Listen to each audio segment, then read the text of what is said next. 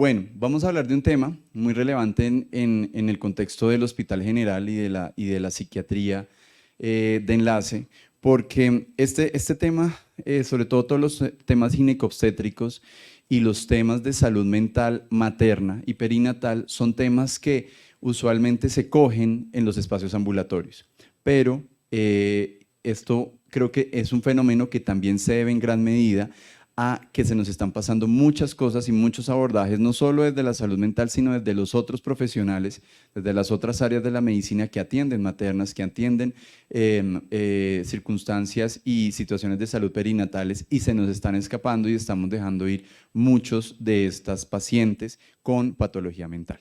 Entonces, un poco de lo que vamos a ver ahora es que vamos a analizar un poco de esto de la psiquiatría perinatal, esto de los entornos hospitalarios en el Hospital General, que no solo corresponden a los entornos ambulatorios y que nos permiten también entender el rol de nosotros en este aspecto. Es importante, y comienzo con esta frase de Daniel Stern que dice: la experiencia de la maternidad y de la paternidad cambia la vida para siempre. Y así como la experiencia cambia la vida para siempre, también la mala experiencia deja una huella en ocasiones imborrable. Y como lo vamos a ver, es muy pertinente que estas situaciones de salud mental las podamos abordar de manera temprana para prevenir que esos cambios de la vida para siempre sean de alguna manera nefastos y que dejen unas secuelas importantes para el resto de la vida. Es importante entender también que los padres perfectos no existen, ¿sí? Y esto es algo, y estas frases que les traigo a continuación tienen que ver mucho con muchas de las cosas sobre las cuales una mamá, un papá o un binomio madre-hijo pueden verse afectados. Entender que las parejas perfectas no existen tampoco, que todos pasamos por circunstancias difíciles y que eso también puede repercutir o no en nuestro bebé, pero que la manera en la que lo abordemos también importa. Que los hijos desencadenan una crisis. Esto no suena muy bien, no suena políticamente correcto, pero la llegada de un hijo también desestabiliza y es un cambio en el ciclo vital crucial y también es importante entenderlo como esto. Y que las crisis pueden ser enriquecedoras. Claramente, si podemos lograr mantenernos a flote y lograr ser adaptativos ante la llegada de un hijo, pues obviamente podemos continuar con nuestra línea de vida. Entonces, esto no estaba aprendido. Aquí que encontramos miedo al dolor. Tenemos mucho miedo al dolor y no solo al dolor físico, sino al dolor emocional en torno a un hijo. Miedo a lo desconocido porque aunque tenemos una mediana idea de qué es lo que podemos enfrentar, no solo a nivel físico, sino a nivel de salud mental con la llegada de un hijo, no tenemos ni idea, sobre todo cuando se trata de un primer hijo para una pareja o para un padre o una madre. Es el miedo a lo desconocido, la incertidumbre. Incluso cuando ya tenemos hijos, de todas maneras no sabemos cómo van a ser ni los embarazos, ni los partos, ni los hijos siguientes. Y también hay que entender que hay que normalizar el parto. En muchas ocasiones, las unidades obstétricas son sitios de la mayor cantidad de violencias que se pueden generar en una mujer. Y normalizar el parto implica entender que la mujer pasa por muchos estadios, tanto físicos como emocionales, en un parto. Que el hecho de gritar, que el hecho de estar asustada, que el hecho de estar completamente angustiada, estando sola y alejada de sus familiares en un proceso de parto, no es show.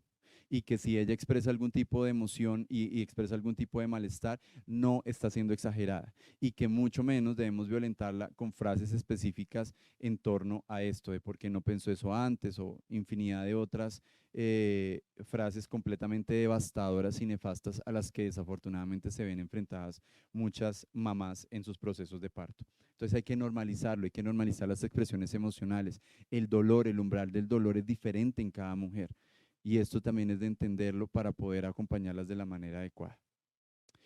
Es importante entender que esto de la psiquiatría perinatal desafortunadamente no ha acompañado la historia de la psiquiatría por todo el tiempo que lleva esta. Más o menos desde el 80 tenemos como ya reportes en el Reino Unido de estos autores y de una sociedad que formaron que se llamó la Sociedad Marcé. Víctor Marcé, que es el primero que empieza a hablar puntualmente y profesionalmente de qué pasaba con las mujeres en cinta. Y es bonito este texto porque este texto no habla o se aparta un poco del término que usualmente se usaba en latín, que es el de la mujer grávida, la mujer enferma, la mujer que está pasando por por una patología. El hecho de cambiarlo por una mujer encinta empieza a despatologizar y empieza a poder tratar a una mamá de una manera diferente. Y es importante entender que esto que estamos haciendo es el abordaje de toda la salud mental, de todas las situaciones de salud mental que podemos enfrentar en el embarazo, pero también en el periodo postnatal. Y no nos referimos únicamente a las 8 semanas, a las 6, 8 semanas, que es el pico de la depresión postparto, y ya dijimos, bueno, ya la mamá ya salió adelante y ya no presentó nada. No, el seguimiento de una materna debe ser hasta el año. Por salud mental, si presenta algún tipo de riesgo o de patología ya específica. Y es muy importante entender, y cuando les decía que a veces en el entorno hospitalario se nos están escapando y que la mayoría de patología mental la estamos captando en el entorno ambulatorio, es porque no estamos haciendo adecuados tamizajes. Y aquí tenemos que más del 50% de las mujeres que presentan alguna situación por salud mental en el posparto ya la tenía presente en su etapa prenatal. Es importante también que podamos entender que existen unos principios para poder dar manejo y sobre todo para poder medicar a una mujer embarazada. ¿Y por qué empiezo por este lado? Porque ese es el coco de todo el mundo. Es el coco de los ginecobstetras cuando tienen una materna con alguna situación de salud mental, o cuando llora, o cuando está angustiada porque no saben cómo manejarlo. Es el coco de los psiquiatras porque desafortunadamente toda medicación siempre en nuestra mente va a constituir un riesgo y siempre nos vamos a sentir no solo afanados, sino hasta culpables de usar una medicación con una mujer embarazada. Y por eso, aunque aunque no debe ser un tabú, sí deben haber unos principios en específico. El primer principio habla del uso justificado.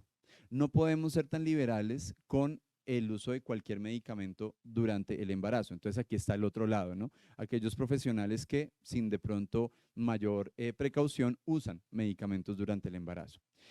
Es importante entender que no nos podemos ir para el otro lado y no tratar, porque trastorno no tratado puede conllevar cualquier tipo de complicación para el embarazo y este debe ser equilibrado con un riesgo-beneficio en torno al uso del medicamento. Y recordar que no solo estamos hablando de la etapa prenatal, es decir, del embarazo propiamente dicho, sino que estamos hablando del uso de medicamentos en el posparto. Recordemos que la mayoría de los psicofármacos pasan a leche materna y también tienen un efecto sobre el recién nacido y sobre el lactante. El tercer principio habla de las opciones del tratamiento sin medicación. ¿Y por qué? Porque a veces, y esto lo vivimos en el Hospital General, en las interconsultas que recibimos por el área de psiquiatría desde la unidad obstétrica, quieren que se resuelva el problema de una vez. Si la materna está llorando, que deje de llorar. Si la materna está deprimida o angustiada, que mejore su ánimo. Si tenemos una circunstancia biopsicosocial, que trabajo social resuelva inmediatamente. Y esto nunca pasa.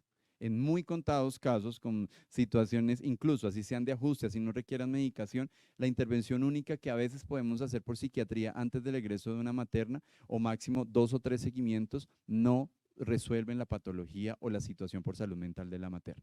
Entonces, es importante también que nosotros, haciendo psiquiatría de enlace, podamos educar a nuestros colegas para decirles, aquí instauramos un manejo, aquí iniciamos una línea, una hoja de ruta que idealmente debe ser respaldada por el entorno ambulatorio para la materna de su asegurador y permitir nosotros hacer una contención inicial, un abordaje inicial y trazar una ruta para esta materna. Sin embargo, y creo que eso, claro, nos descarga un poco la responsabilidad, pero a la vez nos adiciona un pequeño ítem de preocupación adicional, y es que en esas 2 o 3 valoraciones, o la única que vaya a darse, tenemos que hacer todo lo posible para y por esa materna. Y el cuarto es que las decisiones del tratamiento de este embarazo y de la lactancia deben siempre tomarse en colaboración con la paciente. ¿A cuántos de nosotros, no solo para poder medicar un medicamento a una embarazada, nos ha tocado vencer nuestras propias culpas, nuestros propios miedos, y nos encontramos con los de la paciente? Donde la paciente dice, no, doctor, yo prefiero aguantarme esta tristeza, prefiero no dormir, prefiero todo eso con tal de que mi bebé no salga afectado. Pero entonces ahí es donde nosotros tenemos que hacer nuevamente un riesgo-beneficio y explicarle a la mamá que una depresión, que una ansiedad también es un factor de riesgo para el embarazo y que muchos de ellos terminan en embarazos pretérminos, en restricción del crecimiento intrauterino y otras condiciones que sí afectan al bebé de manera muy tangible. Hablamos también que el 15 a 20% de las mujeres en el embarazo y en el posparto presentan algún tipo de patología, sea una patología que requiere un manejo farmacológico, algo que se vaya a cronificar o algo que no sea, digamos, de mayor relevancia o que resuelva solo, pero la quinta parte es importante. Y esto también, y como les decía, tenemos que tener en cuenta que todo esto determina en forma directa el desarrollo cognitivo, el entorno, el funcionamiento emocional, conductual y físico de este niño que está en camino. Y aquí hay unos elementos importantes porque siempre esta evaluación biopsicosocial o de factores psicosociales es olvidada. Es muy olvidada y hasta por nosotros mismos es olvidada. A veces revisamos un poco formulaciones, revisamos una historia inicial, pero casi que le terminamos derivando mucho de esta parte psicosocial a trabajo social. Y eso es algo que, por ejemplo, la historia previa de salud mental no le compete a trabajo social, nos compete a nosotros. La historia, por ejemplo, de esta pareja, de cómo se constituye esta pareja. Trabajo social registra un par de cosas de la pareja, pero somos nosotros los que debemos indagar por cómo está la pareja, por si ha habido abuso o maltrato en esta pareja, que también nos da susto preguntarlo y a veces en una valoración única pues no es el mejor entorno si no he establecido un rapport para hacerlo. Ese es el reto para nosotros en estas condiciones. Y por ejemplo, preguntar el sueño. Creo que nosotros como profesionales de la salud mental siempre preguntamos el sueño, pero a veces no indagamos puntualmente y a profundidad esto. Y sobre todo preguntarle, ok, usted duerme de noche, pero descansa y tiene espacios para descansar en el día o el único momento en el que se puede desconectar es de noche porque no solo está embarazada, sino tiene 2 niños más, un lactante menor y un lactante mayor también en situación y además trabaja y además le toca hacer todo el oficio de la casa y está sola y a veces no preguntamos todas estas condiciones alrededor del sueño. Y evaluamos y a veces también nos pasamos por encima un poco el apoyo de la pareja, no solo si la pareja no la maltrata o si le provee económicamente, sino además si tiene apoyo de la pareja en el cuidado del bebé. Se nos pasan muchas de estas cosas. Entonces aparecen estos cuadros como la depresión, que van desde la emotividad, del estar como marcadamente sensible, hasta una tristeza, hasta un trastorno depresivo mayor durante el embarazo. Y es entendible como, por ejemplo, el 14.5% de las personas tiene un trastorno depresivo mayor o menor que inicia durante el embarazo. Entonces, cuando uno se pone a mirar, estas pacientes con depresiones postparto ya venían marcadamente mal desde el inicio del embarazo. Hay reportes del casi el 20% de que están deprimidas y casi un 15% con depresión mayor. O sea, esto no es una situación menor o tan esporádica como podríamos pensar. Y resulta que esto coincide mucho con la tasa de las mujeres no embarazadas. ¿Sí? Tanto las embarazadas como las no embarazadas. ¿Eso qué quiere decir? Que prenatalmente tampoco estamos haciendo lo que tenemos que hacer para hacer asesorías preconcepcionales en las mujeres que quieren quedar en embarazo y que tienen patología mental. Estos perfiles, como les digo, ya venían desde antes y su perfil no es diferente cuando están embarazadas y cuando no lo están.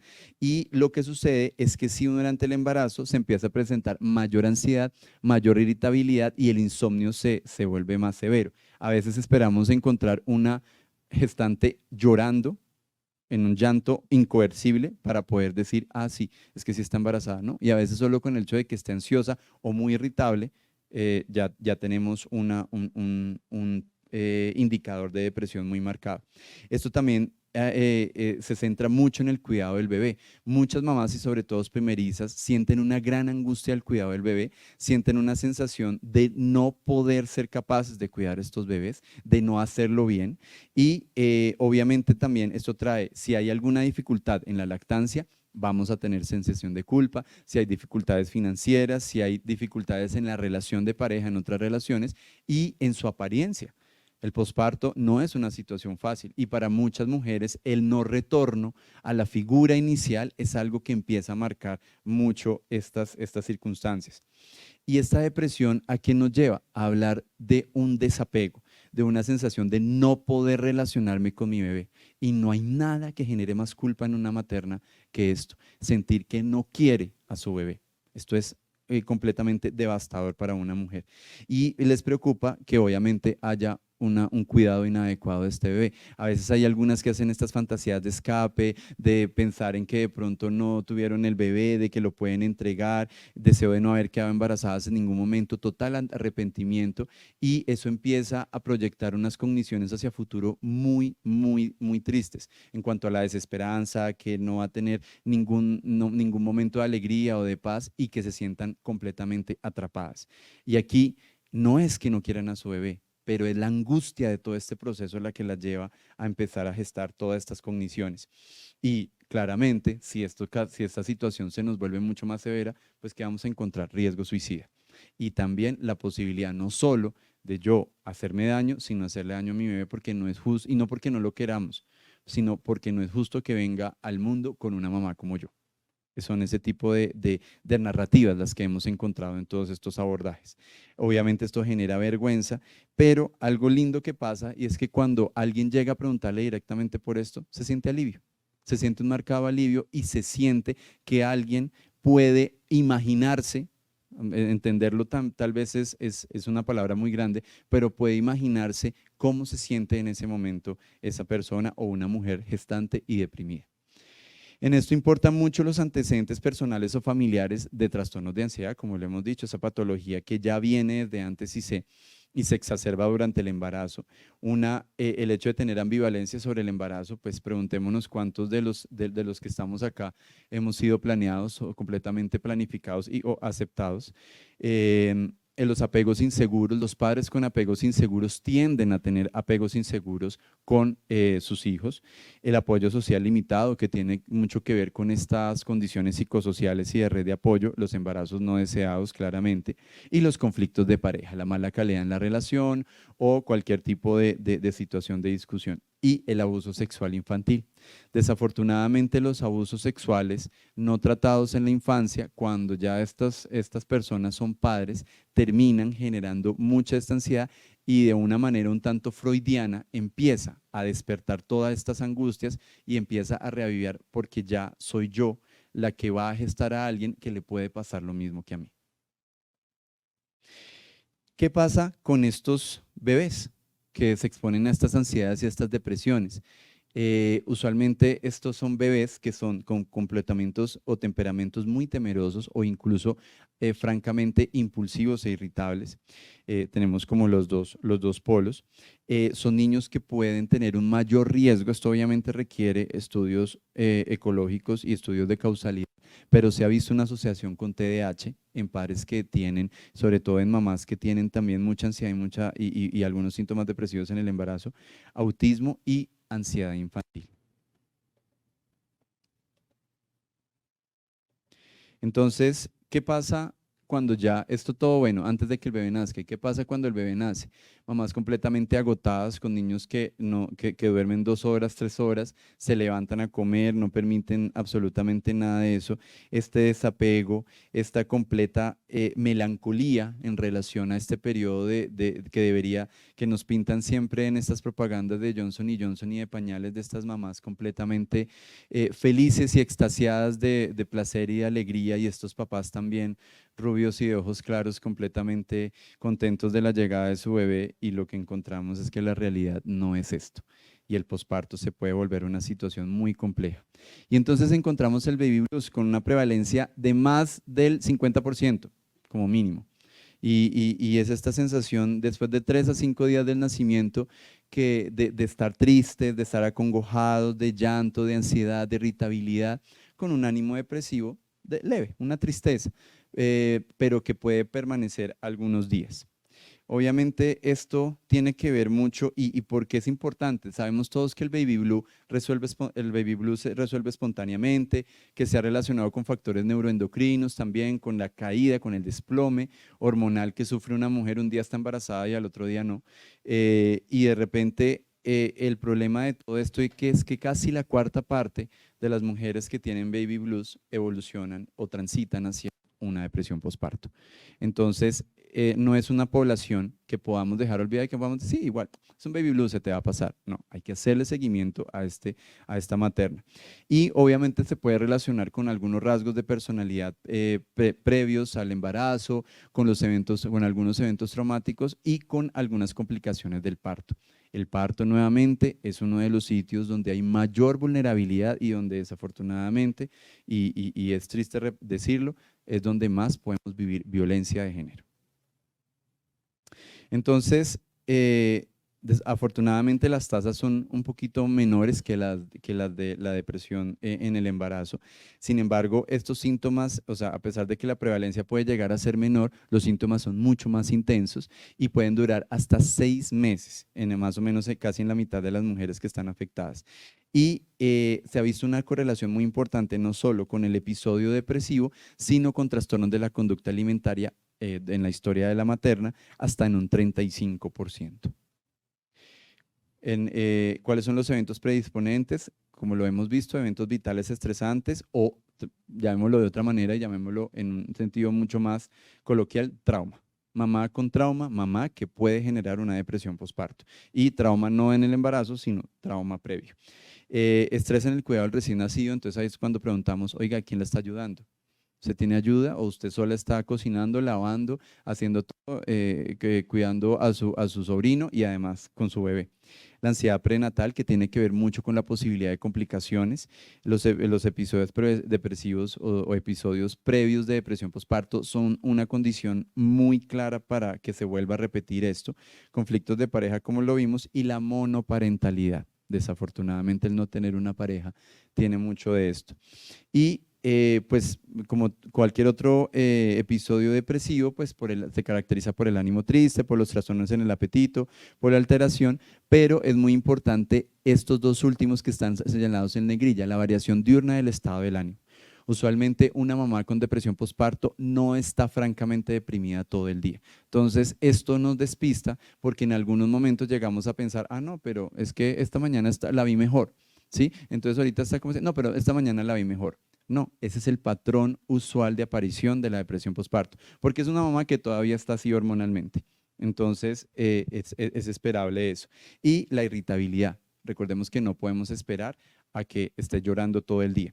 Y esto es casi que patognomónico, es la culpa por la incapacidad de poder cuidar a ese bebé. Cuando nos sentimos completamente incapaces, desconcentrados, sin posibilidad de hacer las cosas bien, claramente es la culpa por no poder cuidar bien a nuestro bebé. Y suele comenzar como una alteración del apetito, con algo del sueño y como sentirnos más cansadas y es como, bueno, no pasa nada, pues obvio, es lo esperable, el posparto, el bebé, todo esto, pero cuando ya si no le ponemos atención a eso y si no cuidamos a la materna desde ahí, ya se nos vuelve el llanto o la labilidad emocional con la irritabilidad, como le he dicho, las rumiaciones y la culpa y las autolesiones. Y recordemos que las autolesiones no solo son hacernos daño en el cuerpo, las autolesiones también es una materna que pasa derecho todo el día sin comer. Las autolesiones es una mamá que quiere o siente la culpa y necesita y va a cargar a su bebé independientemente de cómo esté ella en ese momento y no pide ayuda. También es una manera de autolesionarse. Está clasificado en el CIE-10, que pues CIE-10 es lo que usamos en todos nuestros sistemas de historia clínica, con los episodios asociados al puerperio, y es lo que se enmarca en las primeras 6 semanas después del parto. El DSM-5 pues ya tiene un especificador para el comienzo de esta patología y que es el del comienzo en el periparto.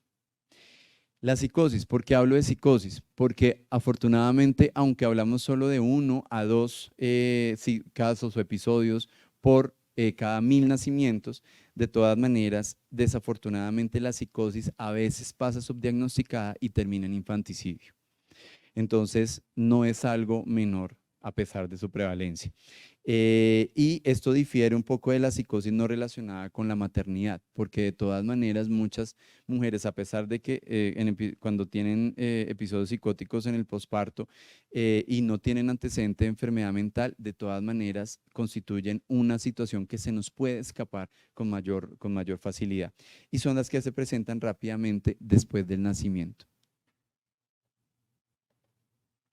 Entonces, aquí esta psicosis posparto ¿cómo la encontramos? La encontramos con las fluctuaciones del estado del ánimo, con confusión, que no es algo esperable encontrar en una psicosis de una mujer no embarazada, los comportamientos extraños, el insomnio y también el deterioro cognitivo. Y esto lo pongo, lo entrecomillo, bueno, y no lo entrecomillé, pero lo entrecomillo, porque realmente no es como cualquier otra psicosis, no es un deterioro cognitivo, pero sí se ve una mamá bastante comprometida en sus funciones mentales superiores. Y esto también es un signo, vuelvo y digo, no tenemos que esperar a que llore para pensar que está deprimida, sino la irritabilidad es un signo.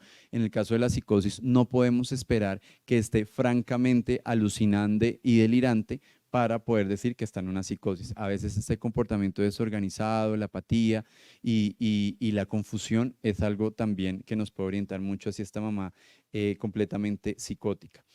Y ¿qué encontramos? Esto termina en infanticidio. ¿Por qué? Porque empieza a gestarse la ilusión altruista del infanticidio, proteger a mi bebé de algo que le está pasando, ya sea que la mamá tenga una ideación delirante de tipo persecutorio, ya sea que la ideación sea mística religiosa y donde el ofrecimiento del hijo tiene algo que ver en su delirio para lograr algún beneficio para su hijo. O sea, vuelvo y digo, por eso es altruista, son de las ideas más prevalentes en estos casos. Esto hay que correrle por el riesgo infanticidio y porque recordemos que el infarto agudo de miocardio es para los cardiólogos lo que la psicosis deben ser para nosotros y sobre todo una mamá con un desplome hormonal, una mamá que se vuelve el agente que ayuda a sobrevivir a un recién nacido y tenemos que cuidar este cerebro. También tiene mucho que ver con antecedentes. Hay unas que, como les digo, no se presenta el episodio psicótico sin patología mental. Afortunadamente no es lo más característico sin patología mental previa. En la gran mayoría tenemos estos antecedentes de trastorno afectivo bipolar sobre todo, y sobre todo lo que predomina con depresión bipolar o episodio mixto. Lo de manía lo puse ahí, pero no está tan relacionado. Y son las que estas mujeres son más susceptibles a las psicosis afectivas después del nacimiento que cualquier otro momento de sus vidas. Es aquí donde más pueden presentar esto. Las mujeres que tienen trastorno afectivo bipolar son más vulnerables a todo esto y los primeros 30 días es el periodo más de mayor riesgo, hasta un 23.3 veces la probabilidad de tener un ingreso psiquiátrico y después de los 30 días ya disminuye a un 6.3%, es decir, el primer mes posparto es el más crítico en estas partes. Los factores de descompensación tienen mucho que ver con factores genéticos, lo que decíamos, antecedentes familiares y la retirada masiva de todos estos hormonas o estos esteroides gonadales después del nacimiento.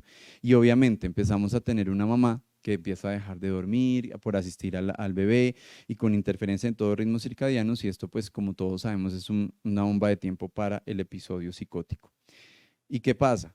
Estas mamás si ya tienen antecedente de consumo, recaen rápidamente o exacerban el consumo después. No tiene que ser solo de sustancias ilegales, sino también del tabaquismo. Hay comportamientos marcadamente de riesgo, sobre todo conductas sexuales, violencia, victimización, no se nutren adecuadamente y obviamente no siguen un seguimiento médico ni para ellas ni para su bebé. Esta tablita, quiero que nos sentemos únicamente en esta parte que dice treatment, porque ahí nos compara específicamente el baby blues, que realmente pues debemos entenderlo como la necesidad de no una intervención marcada, sino de una educación de lo que puede pasar. En la depresión postparto, ya hablando específicamente de una mamá que requiere un acompañamiento psicofarmacológico y psicoterapéutico. Psicoterapéutico primero, como lo dijimos en el primer manejo, maximizando todas las medidas no farmacológicas y pues dentro de todo el manejo psicofarmacológico, pues lo que siempre destaca en todos los estudios es la sertralina. Y en la depresión, en la psicosis postparto, pues hablan específicamente de olanzapina y de algunos estabilizadores del estado del ánimo, teniendo en cuenta su amplísima relación con el trastorno afectivo bipolar. ¿Qué tenemos entonces? Tenemos entonces la escala de Edimburgo, que se nos vuelve la herramienta más asertiva y con mayor evidencia en este momento para hacer tamizajes de estas mamás. A veces podemos pillar algunas mamás que tienen psicosis posparto con esta escala también. Esa escala está hecha para depresión posparto, pero como lo vimos, muchos de los síntomas que pueden aparecer en la depresión posparto también están en la psicosis posparto. Entonces nos sirve de una manera para poder hacer un tamizaje de ambas circunstancias. Recordemos que tiene estos 10 ítems que clasifican de 0 a 3 los síntomas y que una puntuación mayor o igual de 10 ya es muy sugestiva de una posible depresión posparto. Sin embargo, cuando estamos en el embarazo, esta es una escala muy versátil, se ha aplicado de manera presencial, se puede aplicar de manera electrónica, se puede aplicar incluso vía telefónica. Hay algunos estudios que la han usado así y también se ha visto no solo en entornos de depresión, en entornos de posparto, sino adicionalmente en entornos de embarazo o de preparto. Y aquí el punto de corte es diferente. El punto de corte se propone en 13. Y la idea de hacerla en el periodo posparto es alrededor de la semana 8. Recordemos que el pico de la depresión posparto se da entre la sexta y la octava semana posparto. Entonces, la semana 8 o alrededor de la semana 8 es donde más podemos captar a la mayoría de estas maternas. Y entonces, hablando un poquito de qué podemos hacer, recordemos que existe esa clasificación, desde lo farmacológico existe esa clasificación de los estudios o de las recomendaciones del manejo en mujeres embarazadas. Y desafortunadamente gran parte de nuestros antidepresivos, ansiolíticos, moduladores y todo eso están en la categoría D. Hay algunos que tienen categoría C, algunos antihistamínicos, algunas otras un poquito más, medicaciones un poquito más usuales en nuestro entorno, no psicofármacos, o sea, que se usan en otras especialidades que tienen categoría C, pero no encontramos ningún medicamento que sea marcadamente seguro, efectivo y que podamos estar tranquilos de poder usarlo, no lo hay. Entonces, ¿qué tenemos que hacer con estas maternas? Estas maternas requieren de un acompañamiento y estas maternas hay que acompañarlas antes de que sean maternas. Hay que acompañarlas a hacer una planificación y hay que acompañarlas a hacer anticipación de todo lo que se puede presentar en un posparto. Entonces, es de entender. Así tengamos enfermedad mental o no, los cursos psicoprofilácticos ya en mujeres embarazadas y los cursos y más que los cursos, las citas médicas de asesoría prenatal tienen que incluir esta parte de salud mental y explicarle a la materna que pueden presentarse algunas situaciones, explicarle que pueden presentarse algunas circunstancias, hacer una explicación de esto y que obviamente si ya tenemos un antecedente, pues requerimos un seguimiento mucho más estricto, mucho más cercano y que idealmente la materna debe estar estable antes de embarazarse. Esto, pues claro, obviamente si tenemos algo de patología bipolar, descompensada, episodios maníacos, conductas de riesgo, pum, embarazo, pues esto poco se puede prever. O trastorno límite de la personalidad, conductas de riesgo, pum, embarazo, que sabemos que el trastorno, la disregulación emocional es una de las situaciones por salud mental más difíciles de estabilizar. Entonces, claro, esto casi no se cumple, pero seguramente si hacemos adecuados acompañamientos podemos pillar a muchas de estas maternas antes de que esto suceda. Siempre también pensar mucho en los medicamentos de los que se conozca algo y se conozca algo de la historia previa de la materna en relación a los medicamentos y de la historia familiar de las maternas en su familia con estos medicamentos. Recordemos que siempre hay un componente de respuesta a las medicaciones que es heredable. En todo esto también, y cuando ya tenemos que usar medicaciones durante el embarazo y en el periodo de lactancia, siempre debemos disminuir la exposición a los bebés a estos medicamentos. Entonces, cuando es imprescindible, las recomendaciones dicen usémoslo y sobre todo el potencial de medicamentos que sean teratogénicos, usarlos en el último trimestre del embarazo en la medida de lo posible.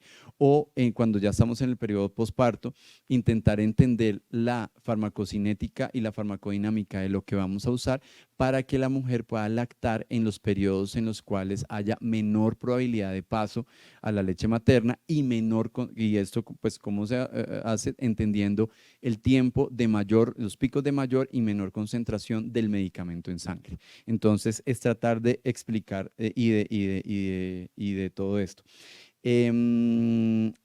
es entender también que si estos bebés estuvieron expuestos al embarazo, tenemos que tener una comunicación directa del psiquiatra con, no solo con el ginecobstetra, sino del psiquiatra con el neonatólogo o con el pediatra de ese bebé. Tenemos que saber y entender que si hemos usado una medicación, sobre todo con un potencial teratogénico, con una paciente, por ejemplo, en un episodio maníaco durante el embarazo o cualquiera sea la situación, tenemos que estar en directo contacto con el neonatólogo que reciba ese bebé. Y el neonatólogo también debe entender y nosotros debemos acompañar y asesorar el proceso porque el neonatólogo puede tener un entendimiento puntual de los psicofármacos, pero somos nosotros los que los manejamos y los que podemos obtener una asesoría específica en todo esto. Somos un equipo con la familia, con los tratantes para todo esto y debemos ser comprensivos también. El cuarto principio de la psiquiatría perinatal nos habla específicamente de hacer una colaboración y de entender que si la materna no toma nuestras recomendaciones, igual podemos seguirla acompañando. Bueno, esto es algo muy relacionado con el embarazo no planificado, pues que comparte muchas de las recomendaciones que ya hemos hablado. Y entonces, ¿qué pasa con estos medicamentos? Tenemos que entender que durante el embarazo se producen unos cambios en específico. Tenemos un aumento del casi el 50% del volumen plasmático, lo que también cambia la farmacocinética del medicamento, el aumento de la grasa corporal, el aumento en el volumen de distribución, el aumento en el flujo sanguíneo renal, la tasa de filtración glomerular y la eliminación de la medicación son cambios que tenemos que tener en cuenta. Y obviamente la manera en la que los citocromos hepáticos empiezan a metabolizar estos medicamentos. Tenemos que tener en cuenta todo esto. Para la lactancia, como ya les dije, pues entender que todos estos medicamentos psicotrópicos pasan a leche materna y que tenemos que entender el medicamento que estamos dando para hacer recomendaciones sobre la lactancia, sobre las horas, sobre recogerse la leche en específico. Y cuando tenemos algunas excepciones a estas reglas, cuando la enfermedad psiquiátrica de la mamá ha recaído y el régimen actual de medicamentos no funciona. Esto es una circunstancia en la cual yo estoy autorizado a de pronto utilizar varias medicaciones al tiempo o de no seguir todos estos parámetros en específico. ¿Por qué? Porque quiere decir que es una circunstancia que se escaló y que me va a poner más en riesgo tanto a la mamá como el embarazo. Cuando la madre toma un medicamento que tiene un riesgo de enfermedades fetales graves con la exposición continua al bebé, por ejemplo con la clozapina, en donde sabemos que sí o sí va a producirse un daño teratogénico específico, o cuando ya tengamos tengamos registro o documentación que el bebé ya tiene unas alteraciones en específico, ya viene con unas complicaciones médicas, ya sea en el embarazo o cuando ya estamos notando que hay unas repercusiones específicas de lo que recibe el medicamento el bebé durante la lactancia.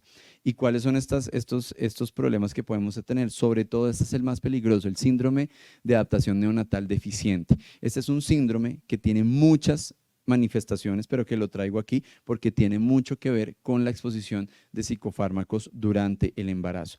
Se había hablado pues que lo que correspondía era un síndrome de abstinencia, pero lo que tenemos hoy en día es que también incluye una variedad de efectos secundarios, no solo derivados como a los síndromes de retirada que podemos ver con los antidepresivos, sino que tiene que ver mucho con los mismos efectos secundarios, no de retirada, de los antidepresivos. Entonces son niños que empiezan a tener distermias y les hacen todos los exámenes sabidos y por haber y no están infectados, no es una fiebre en específico, pueden llegar a convulsionar, tienen alteraciones del apetito, de la succión, vómitos, hiperglicemias, algunos signos neurológicos inespecíficos como el estar hipertónicos o hipotónicos, hiperreflexivos, con temblor, niños que se ven marcadamente nerviosos y con un llanto constante.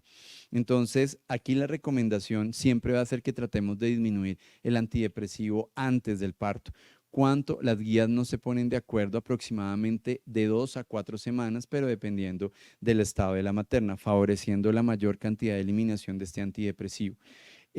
Algunos, digamos que la mayoría de los lactantes pues solo le da como a un tercio de los que han estado expuestos en el embarazo y afortunadamente los síntomas son leves, pero en donde con el riesgo de las benzodiazepinas tenemos que tener un cuidado adicional en todo esto.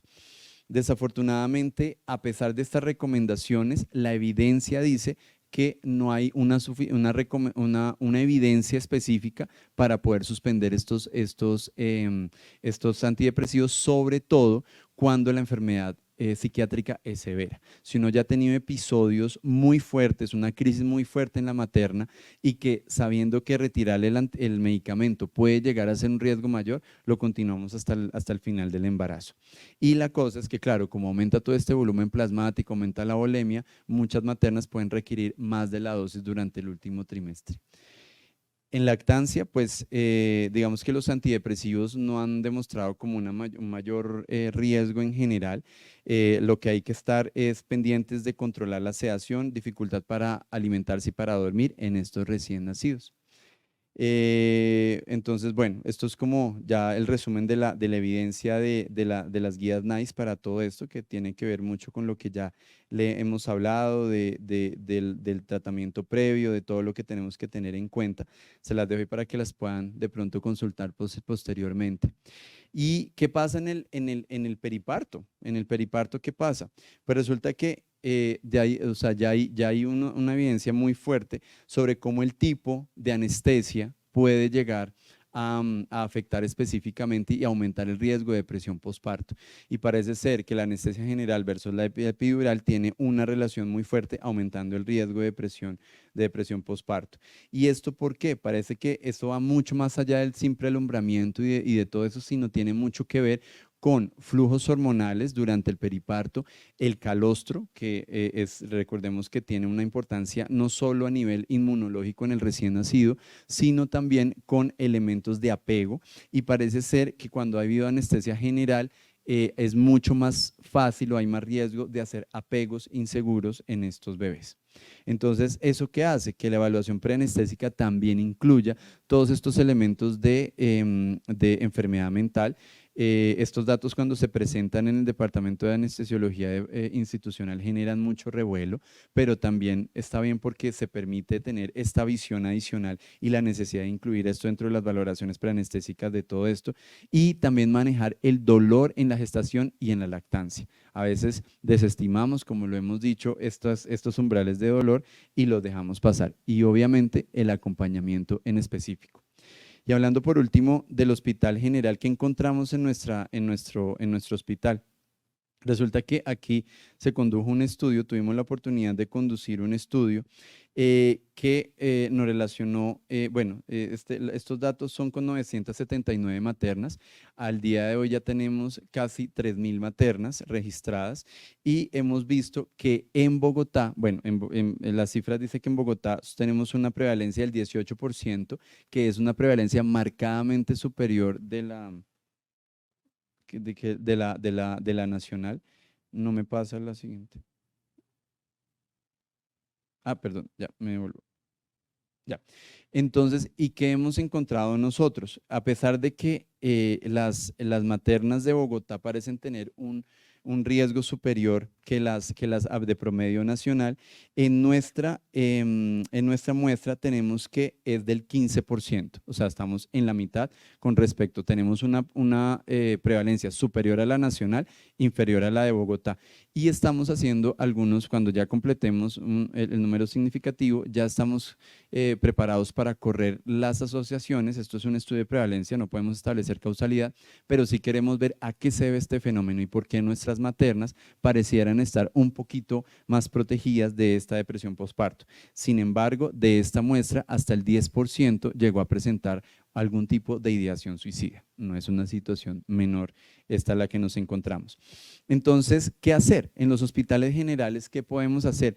Hay que tener en cuenta que la OMS ya tiene unas guías de integración de los servicios de salud en torno a las maternas y en torno a los recién nacidos. Entonces, se trata de la articulación de servicios que incluye no solo al psiquiatra, sino que el psiquiatra se vuelve un actor que logre integrar todos estos servicios como el conocedor de la patología y como el que sabe todas estas recomendaciones, todos los factores de riesgo, y logra integrar a la trabajadora social, al ginecobstetra, al neonatólogo, al pediatra, a la familia, a la pareja de la materna, y logra mejorar todos sus indicadores de salud.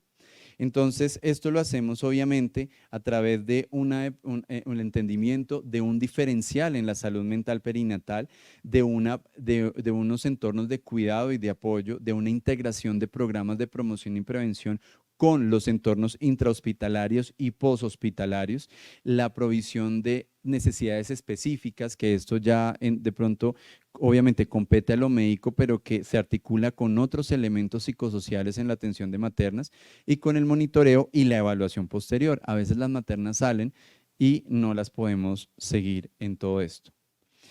Y esto tiene un respaldo completo a nivel de salud. Tenemos la resolución 3280 del 2018, en donde hay unos elementos que dictan la valoración integral de la gestante, la ley 2244 del 2022, en donde hay unas disposiciones de ley para un parto digno, respetado y humanizado, y en donde se definen específicamente todo lo que tiene que ver con duelo gestacional y perinatal. Recordemos estas complicaciones, y que el hecho de no tener bebé no quiere decir que no haya habido o que no haya riesgo, una depresión postparto, eso en los bebés que fallecen en el parto.